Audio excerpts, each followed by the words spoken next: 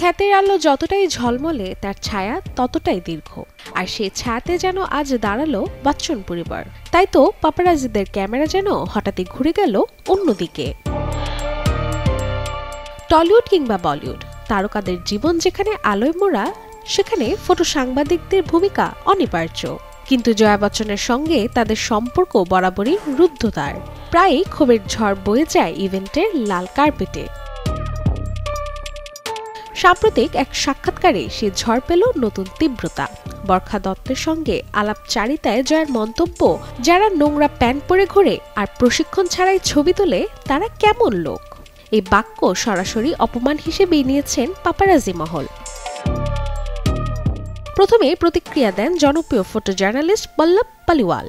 তার ক্ষোভ, আগস্টের 21 কিভাবে প্রচার পাবে যদি আমরা কভারেজই না করি? বচ্চন পরিবারের সানডে দর্শন থেকে শুরু করে সবকিছুই তো আমরা করেছি এতদিন। আরএফএল গিজার মানে চটজলদি পানি গরম, বিদ্যুৎ বিল 20% কম। আরএফএল গিজার, উষ্ণ পানির পরশ। অন্যদিকে মানব মঙ্গলানি মনে করিয়ে দেন, ডিজিটাল যুগ বদলে গেছে, মানুষের যোগাযোগ কিংবা কভারেজের ধরন সবকিছুতেই পরিবর্তন এসেছে।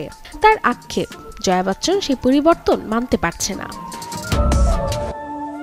এদিকে পাপারাজি মহলের সবচেয়ে প্রবীণ মুখ বরেন্দ্র চাওলা আরও কঠোর। তার কথা, সম্মান আমাদেরও আছে, আমরা বর্জন করি তাদের। বহু কাল ধরে অনেক বিব্রতকর দৃশ্য আমরা প্রকাশ করিনি, সম্মান রেখেছি, এবার আমাদের সম্মান রাখা দরকার। Desk report, channel 24।